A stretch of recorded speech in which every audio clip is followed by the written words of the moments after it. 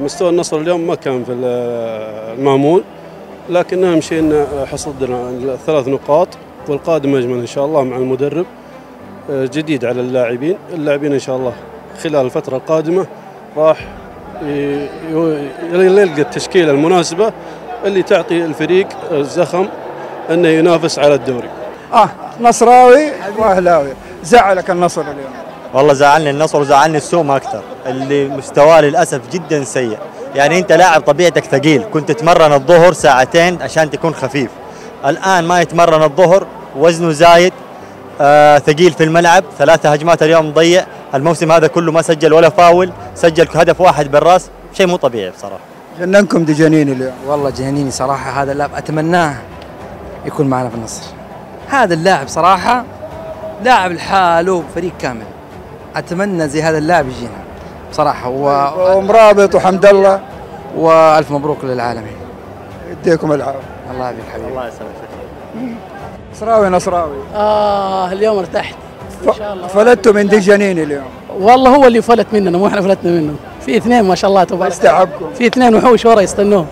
2 وحوش صلاة على النبي. ألف مبروك للنصر. الله يبارك فيك إن شاء الله، وكانت مباراة حلوة جدا، والحقيقة نشكر الفريقين، ولكن القوة لله، في الأخير حسمها العالمي، الحمد لله على كل حال. زعلان اليوم؟ والله الحمد لله، عاد يسوي مدرب جديد والوضع كله جديد، الحمد لله.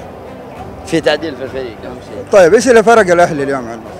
رغم انه في هجمات كان من خلال الأهلي ينتهي بنتيجة إيجابية. خط الدفاع الضعيف من بداية الموسم هذا اللي فرق مع الأهلي، بس إن شاء الله في تعديلات جاية بإذن الله. خلاص الدوري ما عاد نفكر فيه، عربية بطولة آسيا، وهذا الأهم شيء، هذا أهم شيء إن شاء الله. كثير. أنتوا كمان دجانين تعبهم. يلا حزان الوحيد إنه النصر فايز، إن شاء الله بإذن الله يوقف الهلال. حب النصر وجمهور النصر بس. يديك العافية. ما راح اتكلم الا اقول لك دجانيني تعبكم. دجانيني تعبنا، احنا نحترم الملكي. صحيح. فريق يلعب برجوله، احنا والملكي ما عندنا خلاف، فازوا او فزنا. الف مبروك للعالمي، هارد لك للملكي، وباذن الله الدوري نصراوي. شاء من شاء، ابى من ابى، بالفار بدون الفار، الدوري لنا. طيب ايش اللي كان يميز النصر اليوم؟ والله الاهلي كان قوي، الاهلي افضل، الاهلي منظم افضل مننا. توفيق الله هو اللي حقيقه يعني مكننا من الفوز هذا. يمكن النصر انظلم كثير في المباريات الماضيه، الله اراد انه ينصرنا عشان يكون في منافسه نامل فيها ناخذ الدوري، هذا اللي نعمله ان شاء الله. تشوف انه المدرب الاهلي اليوم بيحتاج لسه وقت؟ والله بصراحه انا اشوف مدرب الاهلي يعني بدايه غير موفقه. طيب بدا دفاع، كان خايف، خوف اللعيبه، فهذا سبب رجوع للعيبه. طيب لكن في الأخير الحمد لله الأهلي الثالث ومنافس إن شاء الله على المركز الثاني، ونقول مبروك للنصر وهارد لك للأهلي، وحدة بوحدة، وإن شاء الله بإذن الله وكلنا واحد، وإن شاء الله الجايات أحلى. اللعب بس الاستحواذ الشوط الأول ماشي، الشوط الثاني يعني ايش اللي كان يميز الأهلي؟ طيب الأهلي في المرتدات يعني خطيرة. حط الخلفيه. ما زعلني، لكن ان شاء الله الاهلي عايد، واقول هردك الاهلي، الف مبروك للعالمي، يستاهلون. الاهلي يقدم مباراه حلوه، لكن الله وفقه، وفي الاخير هذه كره قدم، نتمنى ان شاء الله الحظ الاوفر لجميع الفرق، وان شاء الله ان الاهلي في المباراه القادمه يقدم افضل من كذا.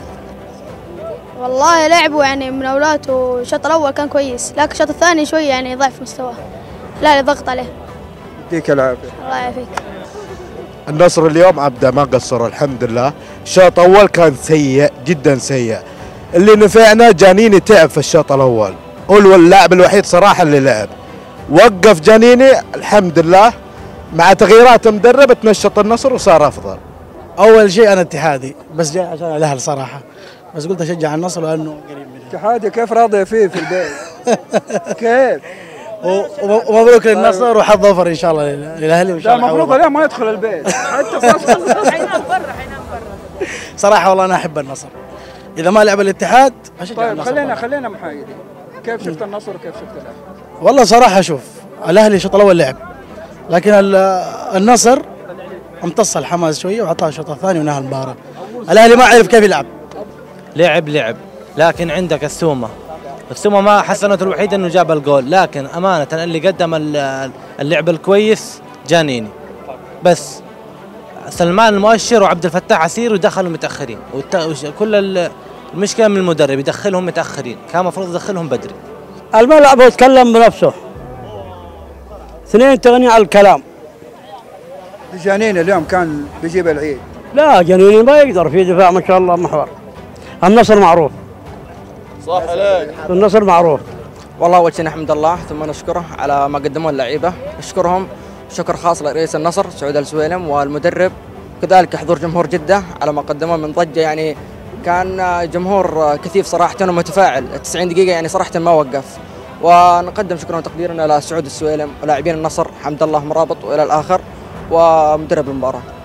حاضرين الملعب عشان الاهلي جاب مدرب في وقت غلط، المدرب ما عرف يقرا اللعيبه، عبد الفتاح عسيري ما نزل اساسي، فوق ده كله ديجانيني ضيعنا اليوم، كل الشوط الاول راح علينا، فرص كثيره ضاعت، النصر كبير وعالمي وما قصر جمهوره على راسه في جده وعندنا هو وكل الناس، لكن الاداره الاهلاويه ما قصرت، جابت لعيبه ودفعت وكله وسوت، لكن يا ريت يقدروا الجمهور اللي بيحضر ويجي ومتعوب عليه وبنحتاجاته الخاصه يا ناس. يا ريت توصل لاكبر كبير لو سمحتوا.